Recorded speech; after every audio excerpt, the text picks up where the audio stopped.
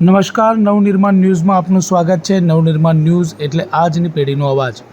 પેટલાદ નગરપાલિકા દ્વારા આગામી નાણાકીય વર્ષ 2026-27 માટેનું ₹108 કરોડનું બજેટ આજે સામાન્ય સભામાં સર્વાનુમતે પસાર કરવામાં આવ્યું।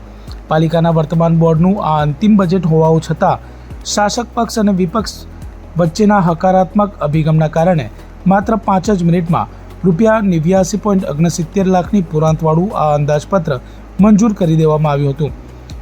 સભાની શરૂઆતમાં જ ઉમરેઠના ધારાસભ્ય સ્વર્ગસ્થ ગોવિંદભાઈ પરમારના નિધન અંગે શોક વ્યક્ત કરી શ્રદ્ધાંજલિ અર્પણ કરવામાં આવી હતી। આ બજેટમાં કોઈ પણ નવો કરવેરો લાદવામાં આવ્યો નથી। બજેટની વિગતો મુજબ વર્ષ 2026-27માં પાલિકાને વિવિધ વેરા અને ગ્રાન્ટો મળીને અંદાજે ₹92 કરોડની આવક થવાની અપેક્ષા છે। ગત વર્ષની ₹15 કરોડની ઉઘડતી સિલક ઉમેરતા ₹108 કરોડનું ભંડોળ ઉપલબ્ધ રહેશે, જેની સામે અંદાજે ₹107 કરોડનો ખર્ચ અંદાજવામાં આવ્યો છે। ખાસ કરીને આ વર્ષે જનભાગીદારી યોજના હેઠળ ₹15 કરોડ જેવી માતબર ગ્રાન્ટ મેળવવાનો અંદાજ છે, જે નગરના સર્વાંગી વિકાસ માટે મહત્વની સાબિત થશે। શાસક પક્ષના પ્રમુખ જિગ્નેશ જોશી અને કારોબારી ચેરમેન જય પટેલના સમન્વયકારી અભિગમના કારણે વિપક્ષે પણ વિકાસના કામોમાં સાથ આપતા બજેટને બહાલી આપવામાં આવી હતી। અંતમાં વર્તમાન બોર્ડની આ છેલ્લી બેઠક હોવાથી પ્રમુખે તમામ સભ્યોનો આભાર માની નગરના હિતમાં કામ કરવાની પ્રતિબદ્ધતા દોહરાવી હતી।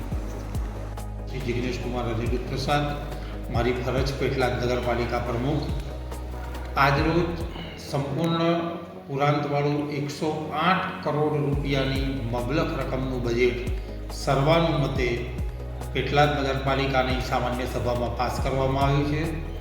108 કરોડ રૂપિયા એ પેટલાદ નગરપાલિકા માટે ઐતિહાસિક રકમ છે।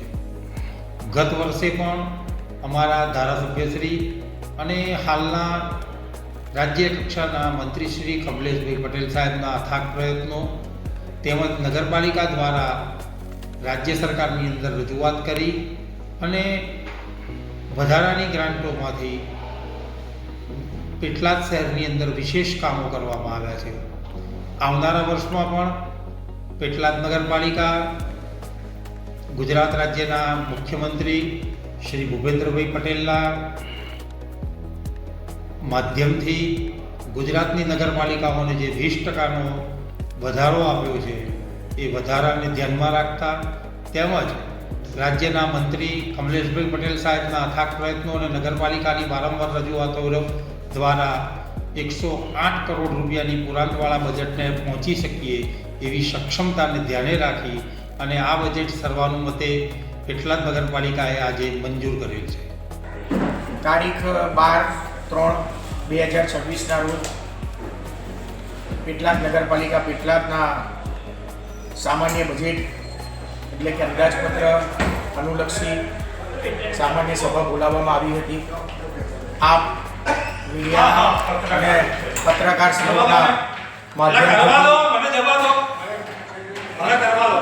હું પેટલાદ નગરજનોને, ખાસ કરીને પેટલાદમાં રહેતા મારા વડીલો, ભાઈઓ, બહેનો, યુવાનો અને માતાઓ, આપ સર્વને જણાવવા માગું છું કે ગુજરાત રાજ્યના મૃદુ અને મક્કમ મુખ્યમંત્રી ભૂપેન્દ્રભાઈ પટેલ સાહેબ સાથે જ યુવા વિચારધારા સાથે જેઓ ગુજરાતના સર્વાંગી વિકાસ કરવા માટે પ્રતિબદ્ધ છે એવા નાયબ મુખ્યમંત્રી હર્ષભાઈ સંઘવી સાહેબ અને આપણા પેટલાદ વિધાનસભા મત વિસ્તારના જનપ્રિય ધારાસભ્ય અને રાજ્ય કક્ષાના મંત્રી કમલેશભાઈ પટેલ સાહેબના પ્રયત્નથી પેટલાદ નગરપાલિકા પેટલાદમાં છેલ્લા 4 વર્ષથી જે રીતે ગુજરાત સરકારશ્રીની ગ્રાન્ટો પેટલાદ નગરના સર્વાંગી વિકાસ માટે આપવામાં આવે છે તેનાથી વિશેષ આ વર્ષે એટલે કે વર્ષ 2026-27 આગામી વર્ષમાં આજનું જે અંદાજપત્ર પેટલાદ નગરપાલિકા પેટલાદમાં રજૂ કરવામાં આવ્યું તે રકમ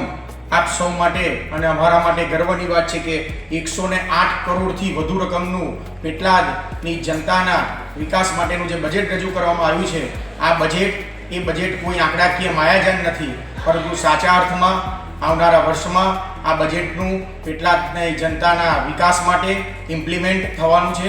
ત્યારે હું ગુજરાત સરકારનો, ખાસ કરીને અમારા ધારાસભ્યશ્રીનો કારોબારી સમિતિના અધ્યક્ષ તરીકે સમગ્ર પેટલાદની જનતા વતી અંતઃકરણથી આભાર માનું છું અને આવનારા વર્ષમાં અનેક વિકાસલક્ષી કાર્યો જેમ કે ગટર, પાણી અને રોડની જે પ્રાથમિક સુવિધાઓ છે તેના સાથે સાથે તેનાથી પર થઈ જનકલ્યાણકારીમાં વધારો થાય, જનતા જનાર્દનની સુખાકારીમાં વધારો થાય એવા કાર્યો નગરમાં આવનારા વર્ષ દરમિયાન થવાના છે. ત્યારે આપ સૌ નગરજનોએ સંપૂર્ણ વિશ્વાસ સાથે જે રીતે 5 વર્ષ સુધી નગરપાલિકાના શાસન ઉપર વિશ્વાસ મૂક્યો છે તે બદલ હું નગરજનોનો પણ અંતઃકરણથી આભાર માનું છું. ભારત માતા કી જય, વંદે માતરમ.